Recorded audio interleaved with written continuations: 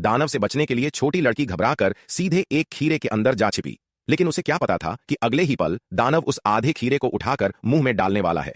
गनीमत रही कि दयालु बूढ़े दानव ने समय रहते उसकी कलाई पकड़ ली और झूठ बोल दिया कि यह खीरा सड़ चुका है और इसमें कीड़े पड़ गए हैं, इसे खाने से पेट खराब हो जाएगा।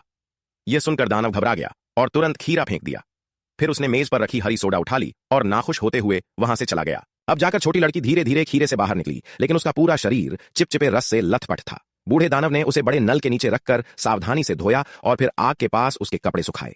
इसके बाद उसने ठान लिया कि अब वह लड़की को इंसानों की दुनिया वापस भेजेगा। मगर उसे यह अंदाजा नहीं था कि आगे का सफर खतरों से भरा होगा, क्योंकि वह लड़की दानवों की दुनिया में सबसे नन्ही थी और अक्सर बाकी दानव उसका मजाक उड़ाते और तंग करते थे। इसलिए वे केवल उस समय बाहर निकले जब आसपास के दानव दोपहर की नींद ले रहे थे। किसी को शक न हो, इसके लिए बूढ़ा दानव हर तरीका अपनाता रहा। लेकिन फिर भी एक चौकस दानव ने उसे देख लिया और तुरंत पकड़ लिया ताकि उसके साथ खिलवाड़ कर सके। गनीमत रही कि लड़की कंबल में छुपी हुई थी, वरना उसे भी देख लिया जाता। मौका पाते ही वह दौड़कर एक पुरानी कार में जाकर छुप गई। इसके बाद एक ताकतवर दानव ने बूढ़े को जबरदस्ती उठाकर एक ट्रक पर पटक दिया। तभी सामने पहाड़ पर खड़ा दूसरा दानव दो कबाड़ कारों पर पैर रखे खड़ा था। इससे पहले कि बूढ़ा कुछ समझ पाता, ताकतवर दानव ने पूरे ट्रक समेत उसे धक्का देकर नीचे फेंक दिया।